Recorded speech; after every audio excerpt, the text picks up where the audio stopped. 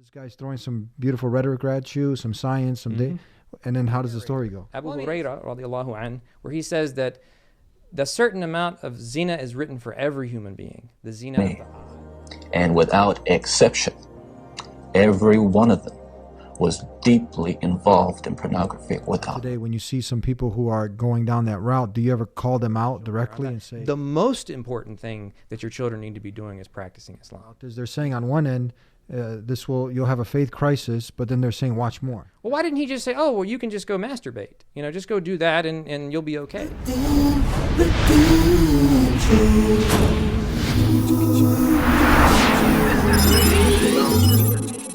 Assalamu alaikum, greetings of peace. Welcome to the Deen Show. We have another exciting show every week. We're here, alhamdulillah. We got Imam ESA Wood in the studio. How are you? Assalamu alaikum wa rahmatullah. Wa alaikum assalam wa rahmatullah. Doing good, even though it's freezing cold here in Chicago. We don't have this kind of weather in North Carolina. No, not this kind of cold? No. Sometimes maybe at night during the winter, but yeah, this is frigid. How have you been? Good, man. Alhamdulillah. Since the last time I saw you, Allah blessed me with 2 children. So. MashaAllah. Congratulations. Thank you. So it's interesting. You were telling me how this all came about, that this topic now that you went down this rabbit hole. Right. You watched the topic that we did on, we had a guest on the show, it was actually a Christian, and somehow the topic of pornography came up. Yes. And then what happened from there? Well, I think that you turned me on to a channel that you had interviewed someone on, and then when I went to the channel to watch the gentleman, he posted something that really piqued my interest. He said he showed an article from Psychology Today, which is kind of a famous online periodical article, and it mentioned the heading of the article was "Watch More Porn," and in the article it basically stated that pornography use led to faith crises, and you know, I'd never heard anything like that before. You know, obviously as a Muslim, I know watching pornography is haram, it's wrong, you shouldn't do it. But I didn't know that it would cause a person to start to doubt their faith. So it caused me to actually go look up the original article. And then I started reading article after article after article on Psychology Today about pornography and pornographic use. And then, I thank Allah subhanahu wa ta'ala for this because, you know, sometimes He just inspires you to remember something from the tradition that helps you make the connection. And I remembered that, you know, the Prophet Muhammad ﷺ said that La yazni zani hina yazni wa huwa mu'min, that when a person commits zina, that they are not a believer. And that's not the only way you can translate that. You can translate it as when a person commits zina, they lose faith. At the time they're doing it? Right. This is the traditional explanation of the ulama, the scholars of Islam. What else is in that hadith? It talks about stealing. What else? Theft will lead to it, and of course consuming intoxicant. They'll all have the same effect. And the reason for that effect is actually quite interesting. What's happening psychologically inside of you whenever you commit certain types of major sin is this. What is Iman anyway? Iman is, as the Prophet Muhammad ﷺ defined it, the belief in God, Allah, His angels, His books, the messengers, the Day of Judgment, and the decree, the good and the bad of it. But these are all aspects of the unseen. You don't see these things with these eyes. You see them with the internal sight. Like when you pray, you sense God, but it's not one of your 5 senses. It's an internal light that you have on. Well, when you go and commit zina, and when we say zina, we're talking about adultery and fornication, sex outside of marriage, you have to temporarily suspend that belief in your mind. You have to kind of push the idea that God, Allah is watching you and that the angels are recording your deeds and that you're responsible for that on the Day of Judgment. And you temporarily suspend that belief long enough to commit that sin. Once the sin is over, if you were a believer when you did it, then Iman, the light, will come back on inside of you. And you'll feel regret. And that's the natural inclination we all have to repent for the sin, to make tawbah, as we call it, or teshuvah in Hebrew. And this is part of the Abrahamic tradition. So after a while, when you do it long enough, it creates a contradiction inside of your conscious mind. And what happens is that you have this internal dissonance that goes on where you're telling yourself that you're religious and that your religion tells you not to do this and that it's wrong, but you're doing it anyway. And so your internal consciousness will fight until you tip one way or the other.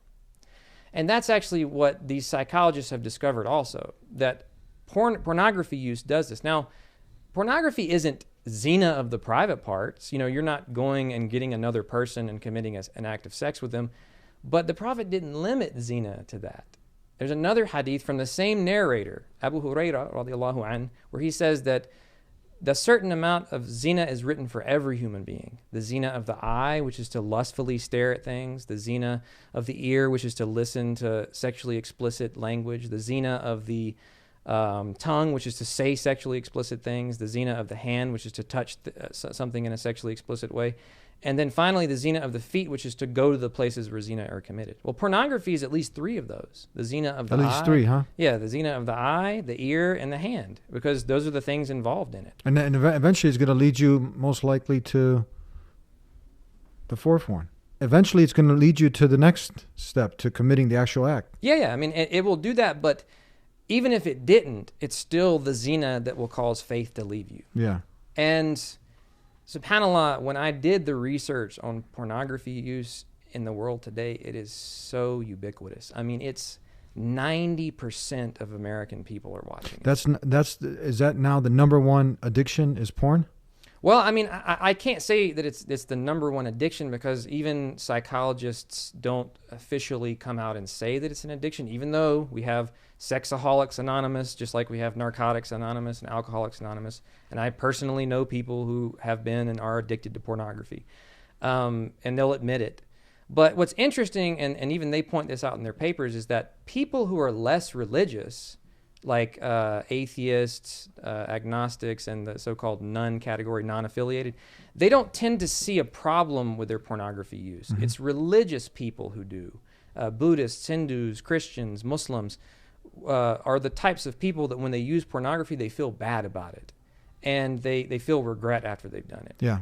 And so that's what they're pointing out in these articles, is that it leads to a crisis in your faith. Yeah, I want to get your reaction to this. So this led you, watching this program that we did with the Christian, I believe it was Benjamin, mm-hmm. Owen Benjamin, and he touched upon this, and then you went down and you actually developed a program now where you're actually going to different masajid in different places, communities, and what are you doing exactly? So what I realized is this. If you look from 2007 to 2014, a poll was done that showed that there was an increase in a particular religious category in this country called nuns, which I just mentioned are atheists, agnostics, and non-affiliated. Non-affiliated means like you grew up in a Muslim family or a Christian family or a Jewish family, but you don't associate anymore. This category grew by almost 20 million members in that period from 2007 to 2014. And everywhere I go in the country, I've been to, over 100, maybe close to 200 Muslim communities in the past 6 years. I see the same problem in all of them. The youth are either checked out internally, they don't practice, but they don't say that they're not Muslim, or they've literally left their religion.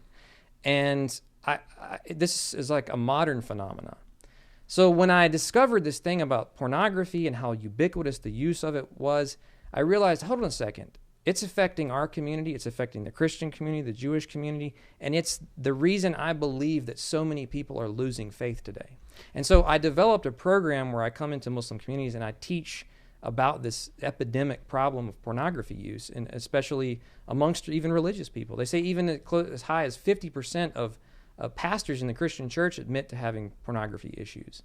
It's affecting our community for sure. So you're seeing a direct correlation with particularly people of all these faiths, but now when you go to the Muslim communities, that Muslims who are engaged in this type of activity, that it's definitely a cause of them potentially leaving the deen or having a crisis in the deen? I'll tell you, I know personal stories, Eddie, of people who were serious practicing Muslims. I mean, praying 5 times a day at the masjid, fasting on Mondays and Thursdays, like sitting in classes, and they got on that porn, man, and they're gone.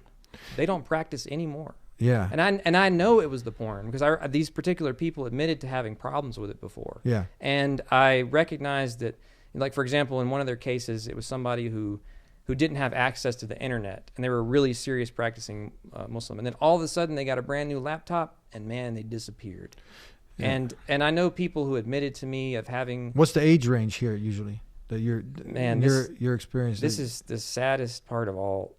I mean, we have people emailing. I mean, I know one of my teachers admitted to having an 11-year-old email him about pornography use. I mean, this is the average age people are exposed to it. Mm-hmm. You have a 1 in 17 chance every time you log on the internet of accidentally seeing pornography, even you're 6 years old. And so by 14, some of the studies say 94% of children have seen it. And it's I mean, we have to be clear here. It's totally natural for human beings, once they reach puberty, to want to see the bodies of other human beings. I mean, this is something Allah put in all of us, the attraction, right? But this attraction is now being co-opted by the pornography industry. And you know, it's such an easy addiction to fall into because it's a private matter.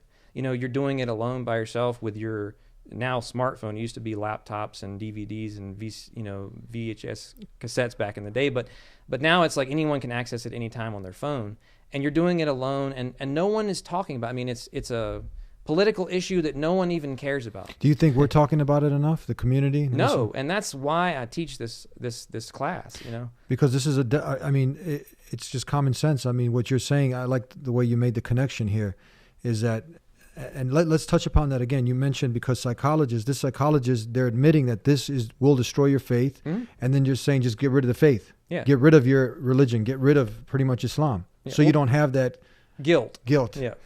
Let's go to, because a good thing to do is usually to look at the end result. You practice Islam, you live it, you live a good wholesome life, and at the end you get Jannah. Okay, right. That's one scenario. Here, another scenario: you get into alcohol, you get into fornication, keep going, and at the end we see destruction. Just look at the celebrities and all the other rock stars who indulge in a lifestyle. You were actually part of that lifestyle too, yes, rock band man. Yeah, I've seen celebrities destroy themselves in front of my own face. You know. So we're making a parallel. You indulge in certain activities, just take it to the extreme. If you keep going down this road, is what will happen. Right. Let's give another extreme. You heard of Ted Bundy? Yes. All right, I want you to watch this, and then let's see. I think I know the video you're about to play. Okay, let's play it. Many people haven't, but this. Tell us, you know a little bit about Ted Bundy. Ted Bundy, he was convicted, and then he was executed for raping and murdering, I believe, around 30. From what they found out, about 30 women. Right? Let's see what he has to say.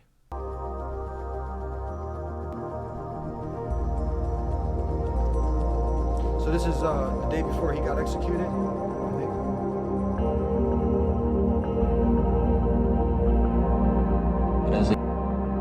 As a young boy, and I mean a boy of 12, 13, certainly, that I encountered outside the home again, in the local grocery store, or the local drugstore, the softcore pornography, what people call softcore. And it happened in stages, gradually. It doesn't necessarily, not to me at least, happen overnight. Once you become addicted to it, and I look at this as a kind of addiction, like other kinds of addiction, I would keep looking for more potent, more explicit, more graphic kinds of material. Like an addiction, you keep craving something which is harder, something which gives you a greater sense of excitement.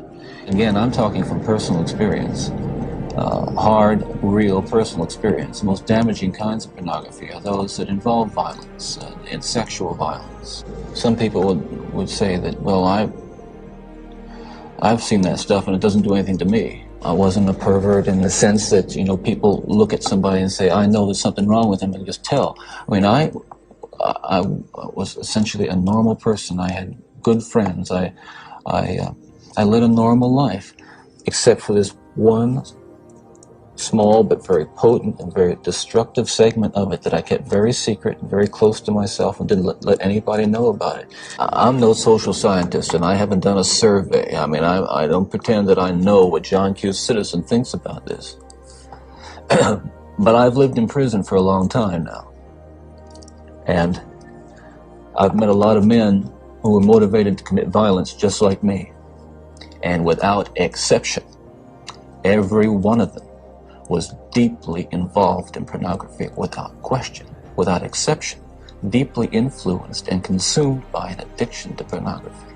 There's no question about it. The FBI's own study on serial homicide shows that the most common interest among serial killers is pornography.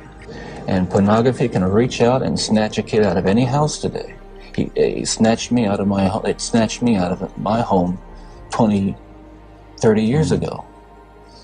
And as diligent as my parents were, and they were diligent in protecting their children, and as good a Christian home as we had, and we had a wonderful Christian home, there is no protection against the kinds of influences that are loose in the society that tolerates. There are kids sitting out there switching the TV dial around and come upon these movies late at night, or I don't know when they're on, but they're on and any kid can watch them. It's scary when I think what would have happened to me if I had seen. It was scary enough. I mean, that I just ran into stuff outside the home, but to know that children are watching that kind of thing today, or can pick up their phone and dial away for it or send away for it. And let's come into the present now, because what I'm talking about happened 20, 30 years ago. That is, in my formative stages. And what scares and appalls me, Dr. Dobson, is when I see what's on cable TV. Some of the movies, I mean, some of the violence in the movies that come into homes today with stuff that they wouldn't show in X-rated adult theaters 30 years ago. So that you heard of Ted Bundy? He was a serial killer. I've seen that video too before. You've seen that video, but he's on his last day. They're executing him the next day, I believe, and now he's letting the world know coming out. I mean, whatever good is left in him, he's letting the world know that, hey, this is my dark secret. He grew up in a Christian home, went to church. He seemed like he was just a normal kid, and what he's attributing it to is to the porn. Well, explicitly this violent porn. Well, I mean, the first thing that comes to mind when I see that video is, Allah says in the Quran, Ya ayyuhalladhina amanu, O you who have iman, faith, la tattabi'u khutuwati shaitan, like do not follow the incremental steps of the devil. Wa may yattabi' khutuwati shaitan, innahu ya'muru bil fahsha'i wal munkar. If you follow those steps, he will command you to do disgusting and immoral things. So this is God Almighty saying in the verbatim word of God, the Quran, yeah, saying don't follow even the footsteps. And he admits that, like, he started off with what he considers like softcore porn, like, magazines that just have naked pictures of people. But then he moved on to the films and everything else. And pornography today is so unbelievably disgusting. I mean, the articles that you can read online about what goes on in these films will make you sick to your stomach. And this is the most mainstream stuff. Mm-hmm. We're talking about like gang rape porn, torture porn. Yeah, there's a post. It says that the number 4 most watched video this week with over 4 million views is of a teen girl where her hands, feet shackled down, mouth gagged, being penetrated with a machine, electrocuted until she is screaming in pain and her body burnt with wax. It says, "Don't tell me porn is not violence against women." Yeah, I mean, it's absolutely horrific, and I mean, and this is the mainstream stuff. That's where are the feminists in all this? Well, the whole movement, the women's movement, the one that's for women's right. This is like an oppression of women nowadays. Yeah, it's absolutely horrific. And Chris Hedges, who's actually a friend of the Muslim community, he was a war correspondent during the Gulf War, and he suffers from PTSD. He actually went and interviewed these porn stars, and he said the first thing he noticed as he interviewed them is that they all had PTSD just like him, post-traumatic stress disorder, which you develop from being in a war zone. Mm-hmm. And then they admitted to him that before they went on the set to perform these acts on camera, that they were taking fistfuls of OxyContin, so that they were so physically and mentally numb that they could go and perform these painful, disgusting, and demeaning acts. These porn stars, particularly probably the women, huh? Yeah, it's the women he's interviewing. And he mentions that by the time they're finished, their bodies are black and blue, that they're going in for surgeries to repair their body. I mean, this is horrific. And this is the mainstream pornography people are watching. Your 11, 12, 13-year-old boys and girls are watching this. I mean, can you imagine what that's doing to their minds? I mean, it causes them to just see people as just objects of their desire to be used and abused. And one Muslim sister asked me at a youth conference I did on this, she said, "Hey, how do I know if my husband is doing this?" And I say, is he asking you to do things that are painful, disgusting, and demeaning? And I'm telling you, that's where he's getting these ideas from. Because normal interaction between men and women is not supposed to be painful. It's not supposed to make you feel humiliated. It's not supposed to be like that. It's supposed to be a loving experience. But that's not what porn teaches. Porn teaches us to use and abuse people. Mm-hmm. And, clearly Ted Bundy was a lunatic. And, we have to factor that in. But it's interesting that he would even bring that up on his last days, that was a contributing factor to his interest in that type of behavior. Mm-hmm. So it's certainly a part of his illness or the development of it. And not just that, he said that from all his time that he spent a lot of time in prison before he was executed. Then he made the example of all the majority of how many inmates mm-hmm. that were in there for violent crimes, they also had this addiction. Well, I have a friend in Atlanta, Hugh Esco, and he actually does a program for the Muslim community also in pornography. And he admitted that in the violence against women classes, that one of the things they would tell you as a husband is that if you're going to continue to stay in this marriage, you have to stop watching pornography. Now, that's a very interesting This is in what class? It's classes that men take who are involved in violence against women, like classes that they have to take. And he said that one of the things they tell you in those classes is that you're not allowed to watch pornography as part of your recovery process. Because they know what pornography does to men. They know that it teaches them to use and abuse women. And the same thing it's doing to women also that watch it, because there are women who watch it. A large portion of women are watching it these days. And, what I found so fascinating is that if you look at that category of people who make up the so-called nones, the non-affiliated atheist agnostic, their increase takes place at a particular time in history and amongst men, specifically in the millennial generation, the very generation that had internet access to it for the first time in history. Mm-hmm. So in 1994, the first websites come into people's homes. And by 2010, 75% of access to this industry is now on smartphones. So this entire generation, this millennial generation, has been raised on this stuff and just having access to it all the time. And so my general theory was this, is that when the Prophet said, peace be upon him, that Iman would leave you when you commit zina, the shaitan figured out a way for you to commit zina all the time without even needing another person. Mm-hmm. And that's what it's done, is it keeps putting the light out inside of people, Christians, Jews, Muslims alike. Mm-hmm. And they're leaving religion because they're choosing to side with the sin over the repentance. I want to go back to that, where you, in your personal case study, and then I'm sure many imams and others, if they look into this, they're going to probably see a lot of similarities here. Now you have to make a decision, because you mentioned that even the psychologists are telling you that this will destroy your religiosity, your right? Faith, cause a faith crisis. Your iman. This will cause a faith crisis. Now their solution is to get rid of the guilt. Right. So the guilt is there, the conscience is there, that Allah, the creator of the heavens and earth, put that there. That's like a check engine light. That's like slow down, that's exactly. Stop. They want to now get rid of that. So right. What are they saying? They're saying watch more porn. So they're saying watch more porn. Yeah, they want you to destroy that light inside. So now sadly, many Muslims, people who are engaged in this, whoever, they end up worshiping, in a sense, the modern psychologists, psychiatrists. They end up just, they have been with the professors at the school. They really idolize people like this, and they're like, hold on, they can't be wrong here. So now you don't have a solid stance on your deen. You're not well grounded, and now this guy's throwing some beautiful rhetoric at you, some science, some and then how does the story go? Well, I mean, it's there. You have to understand that all of these people, most of your professors in school, even in the Islamic studies programs, and in these psychologists, they're coming at this information from an atheist world perspective. This is very, very crucial to know. This is very important to understand. And so they've already removed God and the angels and the books and the messengers and the day of judgment from the picture altogether. So they're looking at it and they're saying, oh, well, the problem isn't the pornography. The problem is your religion. You need to just get rid of the religion, and then you won't have any guilt. But that guilt is in there for a reason. That's a gift from God to wake you up and tell you, like, this is wrong what I'm doing to myself. Because it, and just from an atheist perspective, it's a well-known fact that pornography will lead to erectile dysfunction.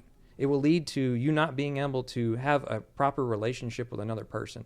You know, I mean, so it has physiological impacts on you, even if you're not. So how can these people, these psychologists, particularly the one that was writing about this, they're saying on one end, you'll have a faith crisis, but then they're saying watch more. Right. But then you're discussing that all these health disasters and marriage disasters, all this stuff, it will lead to that. Right. Yeah, and that's the interesting thing about it. We see it leading to that. Yeah, and this is imams will admit that they get tons of people who come into their offices where it's found out that they're having marital problems, and it's the man watching pornography, or in some cases the women watching pornography. And the same thing happens in the Christian church and the Jewish synagogue. It's happening all over the world. It's being used as a weapon on humanity. So then this is like their dawah pretty much. This Right. is the shaitanic dawah through these sites. The people who don't know any better because they don't have deen, they don't have God in their life. Right. So now they end up just recruiting more for more people to go away from Right. God and more towards atheism. Well, you know, I mean, and this is just something to be aware of. You know, there are governments who have used pornography as a weapon on populations. You know, in 2002, the Israeli Defense Force invaded the Palestinian Authority television stations. Wow. And they took over 3 of 4 of them. And for an entire weekend in Ramallah, all you could see is pornographic films 24 hours a day, 7 days a week. This happened. Yes. And now this should really raise a serious question for everybody. Why would a government who collects tax money from its citizens and would risk the lives of its military professionals to break into a television station to play pornography for their enemy if they didn't know that it would do something to them? You know, they know that pornography is a destructive force, that it breaks up families, that it causes faith crises in people, that it causes anger inside of people, and that it divides society and makes you weak. You know, and so they use it as a weapon. And I believe, I mean, that was back in 2002. I believe pornography is being used as a weapon on all of humanity today. I mean, I blame the internet service providers because they're the very people who have access to shutting this stuff down. You know, and we as believers have to be smart. We have to say to ourselves, you know, I'm not going to engage with this content because it's only a weapon if you allow it into your life. But for young people, it's especially difficult because they don't yet have control over their wills like adults do. And there are tools inside of our religion to help you develop your will. And so I have a 7-point program to getting off of pornography or from staying away from it. You know, the first step begins with Toba. You have to acknowledge that this is wrong if you've been doing it, and you have to ask Allah to forgive you. Then you have to start actually performing your prayers on time.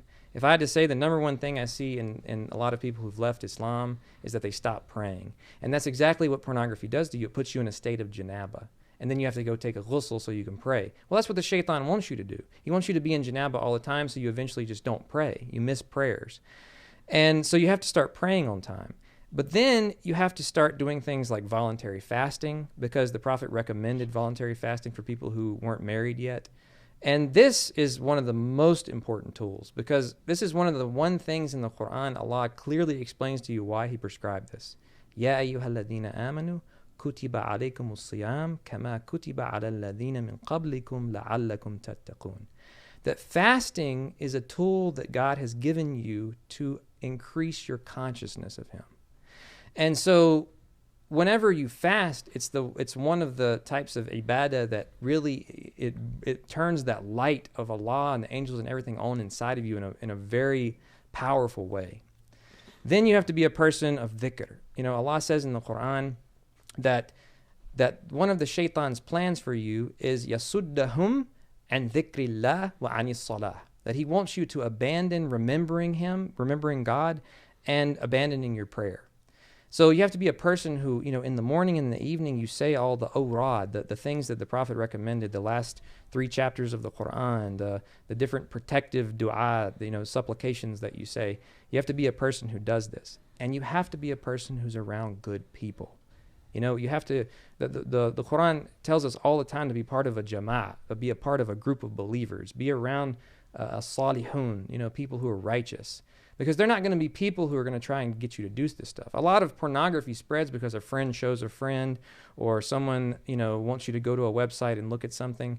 And so this this process of Toba and praying and fasting and making dhikr and being around good people, this protects a person from going back to that type of behavior. And we have to be people also that avoid being alone. Our religion tells us to be people who stay busy doing good, all the time. You don't need to be alone in your room with your cell phone. You need to be out doing something, keeping yourself busy, and lastly, my advice, especially to the Muslim community these days, is we have to start facilitating marriage for our young people. We have a very big problem in our community these days of, such and such has got to get a 4-year degree and then a master's and a PhD, and they got to get a house and a car. And once they're 32, then they can get a wife.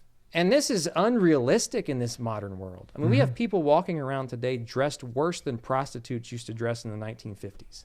And we want our children from the moment they hit puberty at 13 and 14, and then we want to send them off to these licentious environments and not expect them to fall into sin. It's just not realistic. We need to start facilitating marriage for our young people as soon as possible, helping them get married, helping them get apartments. And I know people right now in college, because a lot of parents ask me this question. They're married, they have children, they're working, and they go to school. And they just can't believe that those things can all work together. But Allah puts blessings in marriage. He puts blessings when people do the halal thing, the permissible thing.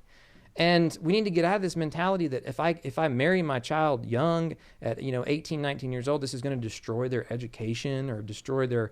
No. I mean, this is ridiculous. Having a spouse actually helps you in life. And me and you both know that because we're married. The greatest blessings in my life came when I got married. Yeah, many people have taken this. You have many entrepreneurs. They talk about this, that many people have taken some of the top entrepreneurs who have made it, who haven't even had some of the top degrees, but they talk about many of these degrees for people have become like something divine that's sent.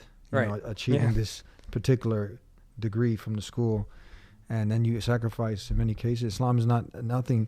We putting the secular education above the education of the deen and the priorities that Allah subhanahu wa ta'ala has told us to do first and foremost, right? We put this above that, and then we wonder why we have catastrophes. Well, I say this to them. I say, what would you rather have? Like your child, happily married, practicing Islam, doing the right thing without a college degree? Or would you rather have your child absolutely and utterly addicted to pornography on a pathway to Jahannam, not praying, but with a college degree? We really got to put things in perspective for a second. We're people who look beyond the life of this world. And so we have to start planning our lives and the lives of our children around that. The most important thing that your children need to be doing is practicing Islam. That's, or whatever your belief is, the practice of it is so important. And for us as Muslims, we believe this is the correct way. And our religion offers a methodology for achieving a relationship with God through ritual. And that stuff protects you. It protects you from falling into traps. Yeah. And then you have these institutions that are just sucking the iman out of the children. Right. Out of the young adults, and then you have all these things that come as a result. Well, once you cut that light off inside of you, and that's what the pornography is doing, it's cutting the light off. You can give it all the Quran and prayer and everything you want. You're not going to have any spiritual experiences from it. You're not going to, that inner sight is out. So then it's easy for doubts to be sown inside of you. If you ask the average ex-Muslim, ex-Christian, like why they left the religion, a lot of them will give you sometimes really silly reasons. Now, that's not to say that they all have silly reasons, but sometimes some of the reasons that I've heard from young people why they left Islam or why they left this or that are reasons that for me as a believer, they just don't, they're insignificant things. Like that would not cause me to doubt the existence of God or something like that. But what I recognize is that through their pornography addiction or their drug addiction or their digital theft addiction, right? Because that's stealing like anything else, stealing movies and games and everything else on the internet, that they cut that light off inside of themselves. And so those doubts actually took root and grew. Yeah. So you can see, because you've been a part of that, Allah, the Almighty is giving you the foresight. You can see, and people who have kind of come from that background, have grew up and have faced many of the challenges that are out there.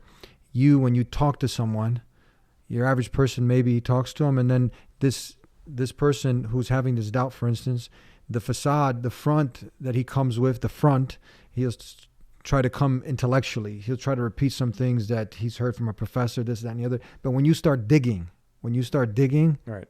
then you'll see like really he just wants to, or she wants, they just want to follow their lust, passions, and Well, desires. they want to justify the rejection of the things that would cause them to feel guilt for what they're doing. Exactly. So they want to shut off this check engine light, the Right. conscious now. Mhm. And they can do it. And Allah says that, بَلْ رَانَ عَلَى قُلُوبِهِم. They Yeah. put a seal over their hearts. And then why do you want to shut that off? Because you want the guilt to go away so you can do what? Keep going down that path of self-destruction. Self-destruction, Yeah. right?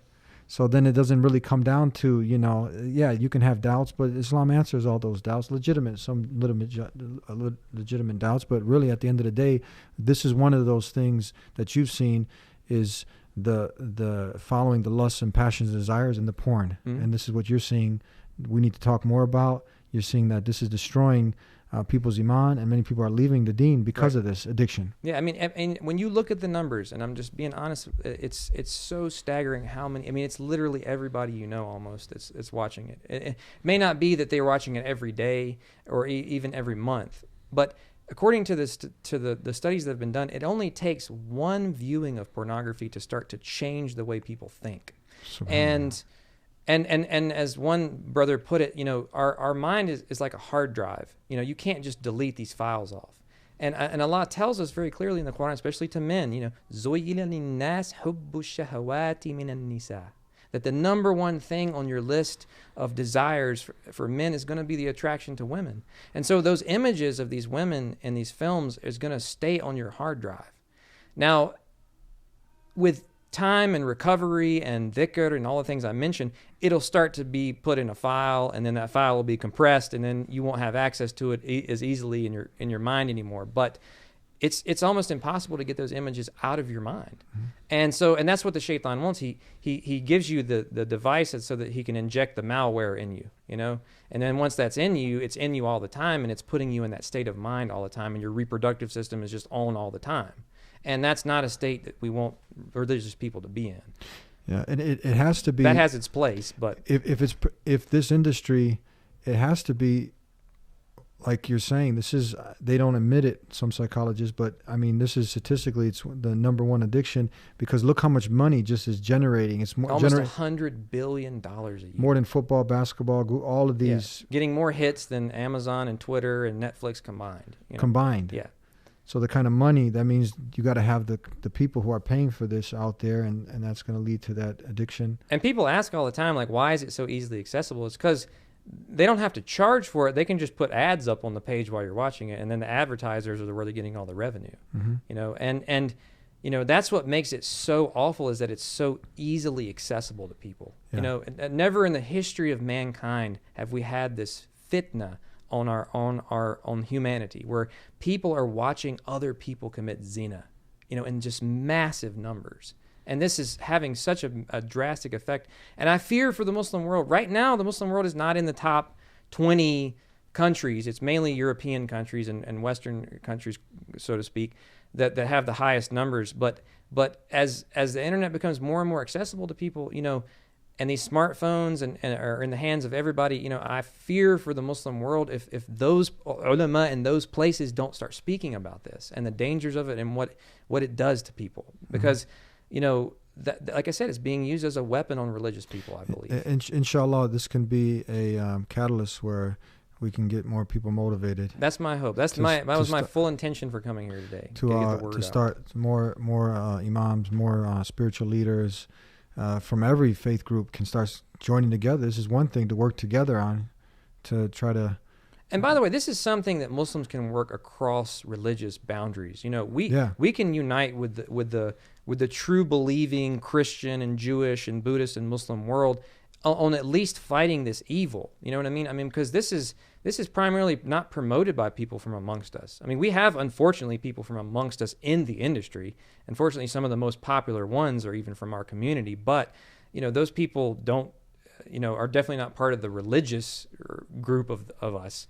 And, this is something that really we can look past our differences to look towards a greater good, which is that we should all, as religious people, even non-Muslims, speak out against this evil. It is evil. Mm-hmm. And the kind of the last thing I'll end on is that the Prophet warned us about this. He said that there would come a fitna on all of humanity like waves of the ocean. And he said that it would be displayed to the hearts of people like a flat mat, line by line. And the heart that is exposed to it would become gradually more and more black. And the one who didn't expose themselves to it, their heart would remain white, until a time would come when there would only be a fully blackened heart that could hold no good, and a white heart that was going to stay white until the end of time. And then that one that has the black heart, they would no longer be able to tell the difference between right and wrong, and they would totally be filled with hawa, desires. Yeah. And this is, to me, and feel free to disagree, a clear prophecy about a time when something would be available that was flat, and it would show you tempting things that would cause your heart to become gradually more and more black. Until today, we have morality, collapsing all over the world. Traditional reality, morality that comes from religion. Do you ever, since you have this, you have this experience? I mean, you can coming from the days of Jahiliyyah, where you can kind of know what people's interests, and even now, today, when you see some people who are going down that route, do you ever call them out directly and say, when they try to come up with so-called intellectual arguments, you address that, and they go to something else, you address that do you ever go dead on and then they'll admit it? Yeah. In fact, I was just talking to someone who had like, you'd be like, come on, man, I know what's up. I know what you want to do. Like, you talk straight with me. Let's stop, with all the smoke. Yeah. I mean, I straight out asked a young man the other day who had left Islam, and he was talking about all this stuff, and I said, how much pornography did you used to watch? You just came out and asked him? Yeah, I just came out and asked him, because I know now what's going on. And he just admitted, he said, I was a huge pornography addict. Just the other day, I was listening to NPR on the way to give a khutbah in Virginia, and they had a Mormon guy on, and he was discussing how he had gradually left the Mormon church, which is traditionally very conservative. And they asked him, they said, what was your major problem with the Mormon church? And he just came out, before he even said it, I knew what he was about to say. He said, I have a problem with their stance on pornography, which is another way of saying, I watch pornography, and I don't like the fact that my church says that I shouldn't be doing it. Does any church say it's okay? I don't know of any church that says it's okay, but we even have people now today, even amongst the Muslim community, who are trying to make this halal. No way. Yes.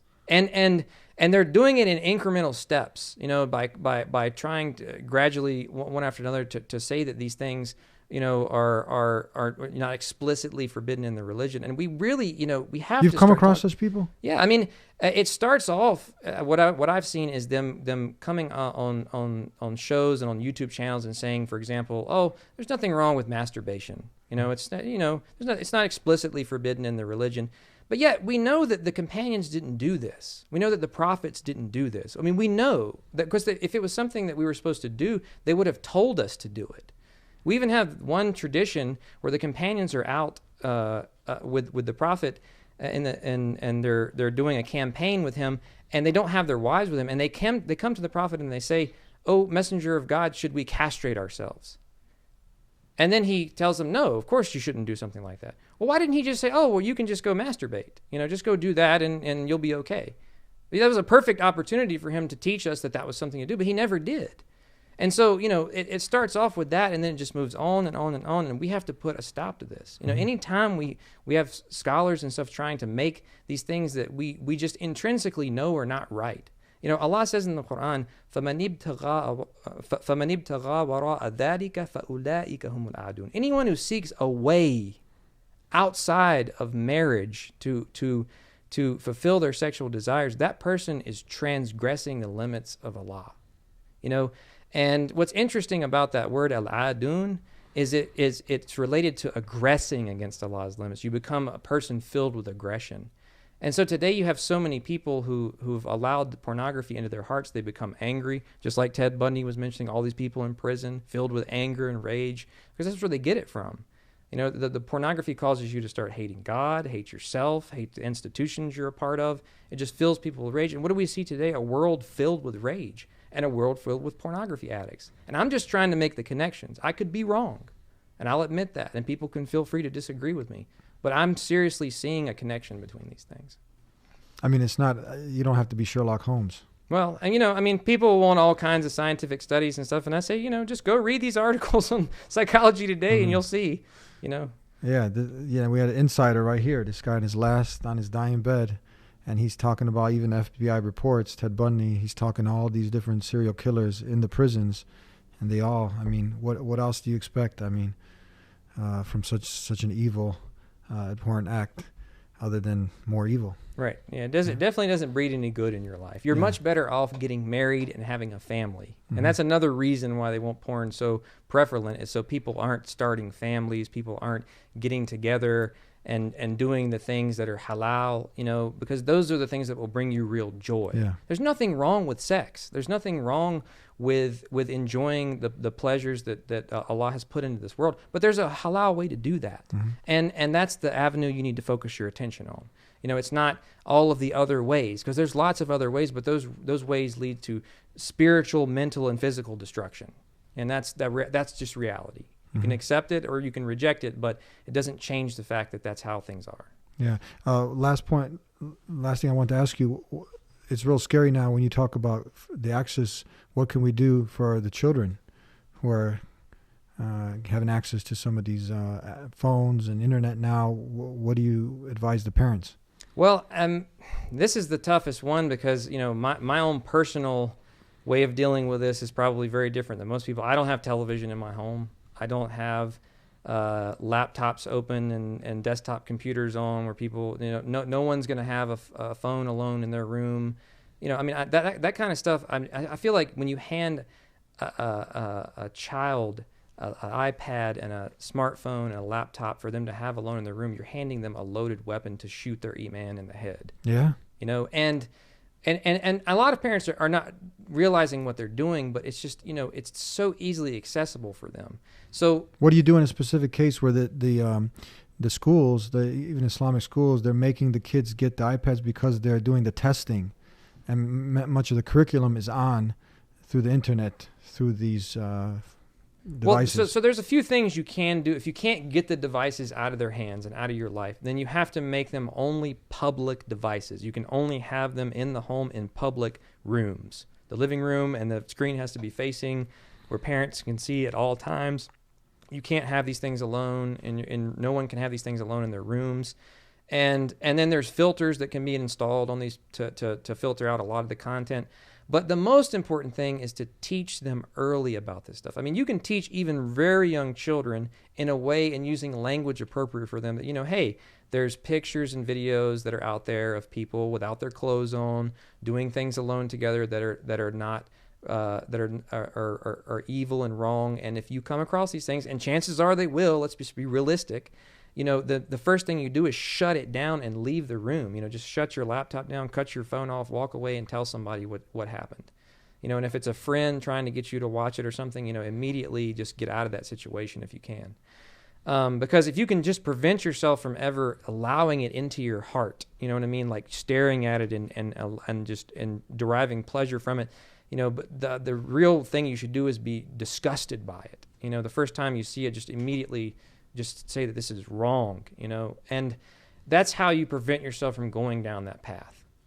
But parents really need to be, these technologies are great. They give you lots of access to information, but they have so many trap doors today that really, I don't recommend getting, young children and even preteens and teenagers these smartphones, But I know a lot of people are going to completely disagree with me. They're going to say I'm ludicrous. Was Steve Jobs ludicrous when he actually didn't allow his own children, the inventor of these gadgets, he didn't allow his child, you can look this up, to have an iPhone? Right. Steve Jobs. Yeah. Well, I don't blame him.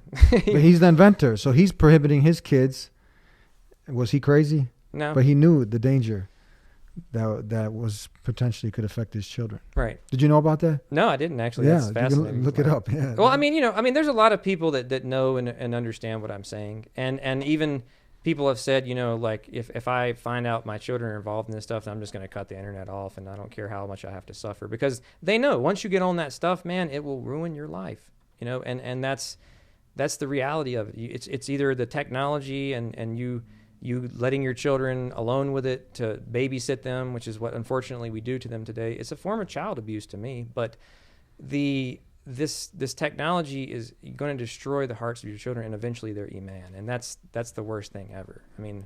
Who wants to be on the day of judgment with their children headed to the hellfire? Subhanallah, this is a great reminder for all of us. Ya ayyuhalladhina amanu qu anfusikum wa ahlikum nar. Like, oh, you who have faith, like, save your family from a fire. You know, we as fathers especially are responsible for what our children and our spouses do. Imam ESA Wood, Thanks for having me. Thank you very much. If people want to invite you to come out to talk about this at their community, at the masjid, how can they reach you? Well, it's totally free. You can either email me at eesaa@furqaan.org, ESA@forcon.org. You can also reach me through the Al Furqan Foundation website. You can email any of the email addresses on there and say that you're interested in having my ESA Woods program. I don't charge any money for it. It's just something that really, you know, once Allah gives you knowledge about something, like, you have to go teach it, you know, because, you know, He didn't just give it to you for yourself and your own family. You have to go out and tell the rest of the community about it. And so I'm happy to tell them. And alhamdulillah, all praise and thanks to Allah, many communities have invited me to teach this program. And it's a dark subject. You know, I mean, I have to admit it. It's a hard thing to realize what's going on. But the first step is just to realize the darkness that's around you so you can turn the light on. Beautiful. Alhamdulillah. Thank you for sharing that with us. Inshallah, many people could be motivated to talk more about it. Inshallah, Allah subhanahu wa ta'ala, we can implement these steps and we can take the matter more serious.